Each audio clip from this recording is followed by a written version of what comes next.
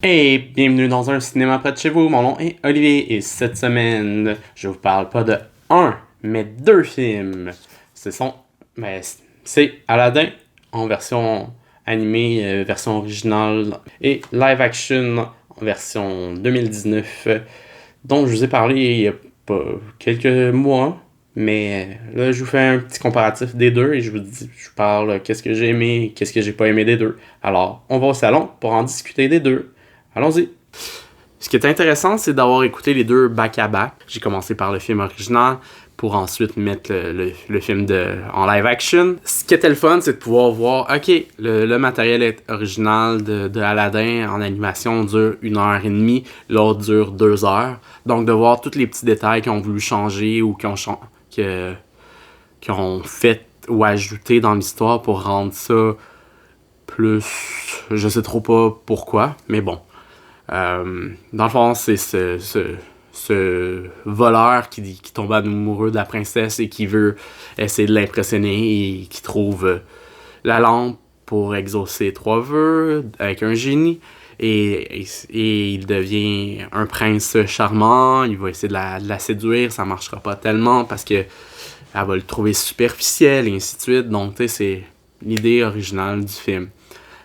Pour le film d'animation, je trouve que on est dans une histoire qui est vraiment plus comedy relief, quelque chose de plus comme comique, même si j'ai pas tant ri, mais tu sais, quelque chose de plus goofy, de vraiment plus maladroit pour certaines choses, ou ainsi de suite, tu sais, on sent que c'est une bande dessinée, c'est quelque chose que c'est pas réel en tant que tel, que, tu sais, c'est par les actions ou certains gestes des personnages.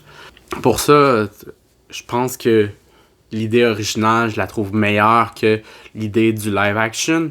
Dans le live action, ce que je remarque principalement, c'est qu'ils ont essayé de faire un genre de... Oui, dans le film d'animation, il y a plusieurs chansons, mais là, ils ont essayé de le pousser comme encore plus dans une espèce de comédie musicale, presque une espèce de Bollywood avec de la danse, puis ainsi de suite. Ce que j'aime beaucoup moins comparativement à la version originale.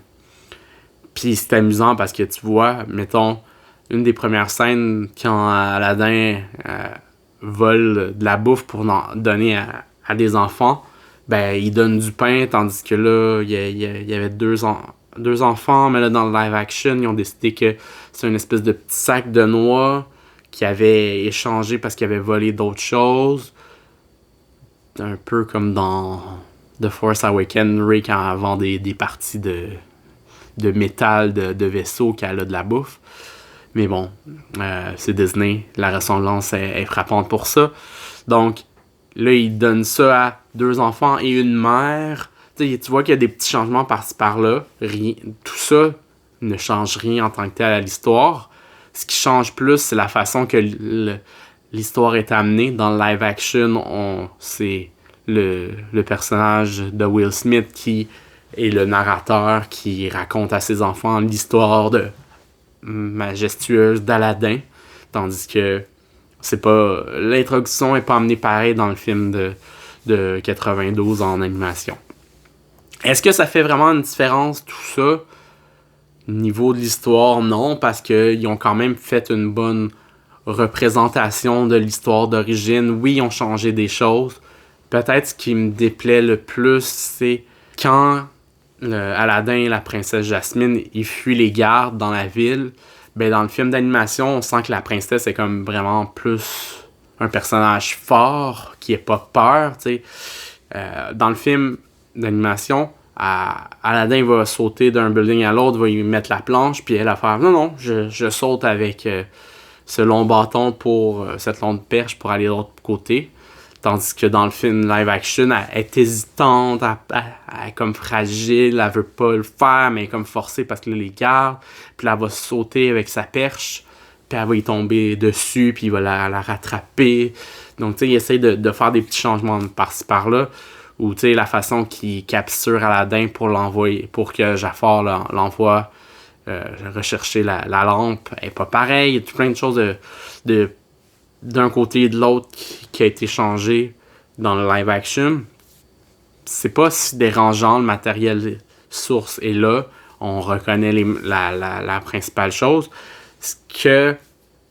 Un autre élément que je pourrais apporter qui manque dans la live action, c'est l'espèce de côté magique que quand Aladdin découvre le génie, où est-ce que là, il y a tout plein de références à tout plein de personnalités qu'il y a aux États-Unis ou à travers le monde. Il se transforme, il fait des mimiques de quelque chose. Là, on a une version Will Smith du génie. C'est pas la version de William qui était franchement meilleure en tant que telle.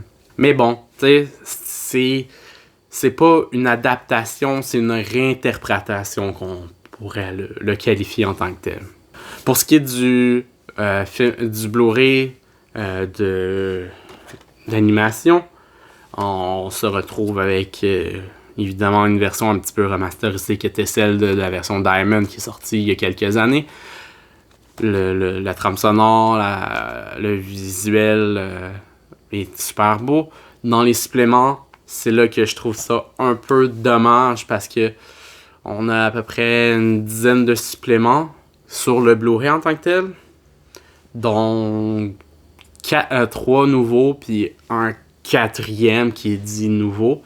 Donc on a beaucoup plus comme Aladdin's on Aladdin, qui est l'acteur qui a prêté sa voix à Aladdin en 92. Qu'est-ce qui est rendu, il explique qu'est-ce que tout ça a été sur lui.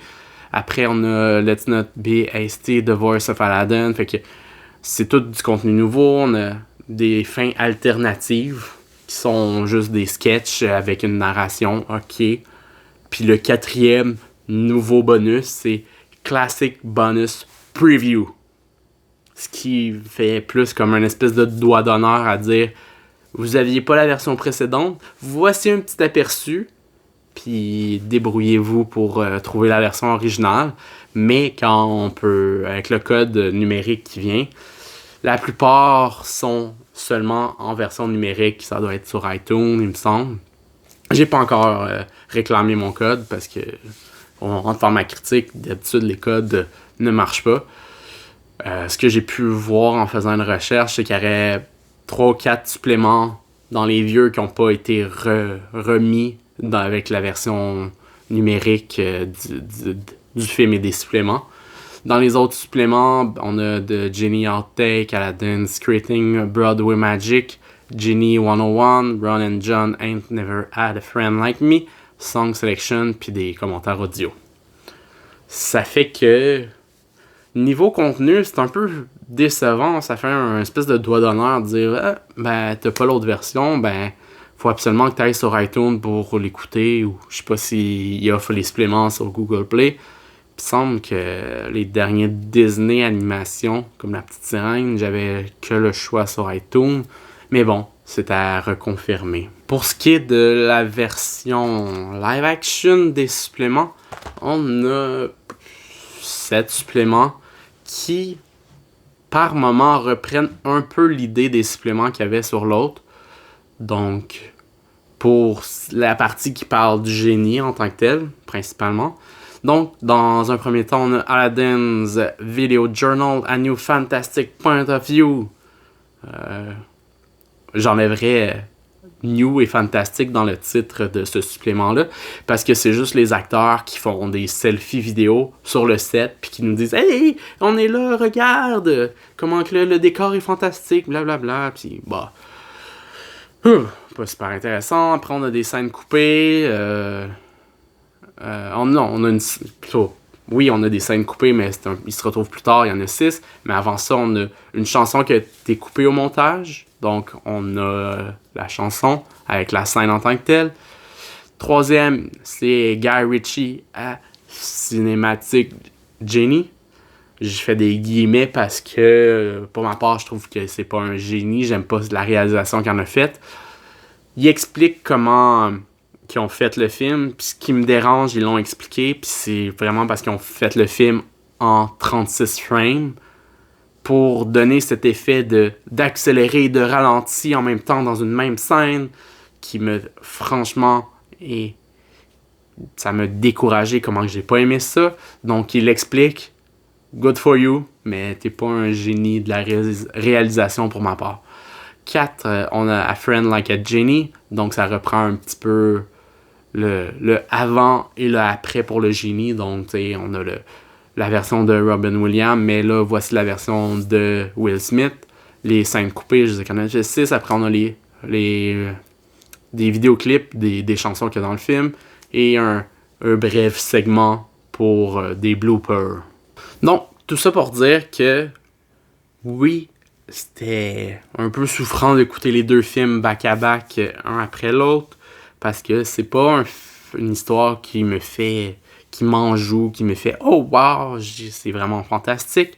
Mais bon, je suis capable de reconnaître les qualités du film d'animation, que je donne 3 étoiles et demie, parce que je trouve que l'histoire est plus intéressante dans la manière qu'elle est apportée. Et pour le film live action de 2019, ma note originale, quand il est sorti au cinéma, c'était 2 étoiles et demie. Ma note ne change pas, c'est encore 2 étoiles et demie parce que j'ai pas aimé la façon que c'était tourné, les effets spéciaux me semblaient un peu off. Et c'est la même chose sur le Blu-ray parce que c'est un transfert numérique. Donc rien de si fantastique en tant que tel. La version originale, pour ma part, est franchement plus intéressante. D'où ma note plus intéressante pour ce film-là. Alors, c'était Olivier. Et on se revoit dans un cinéma près de chez vous.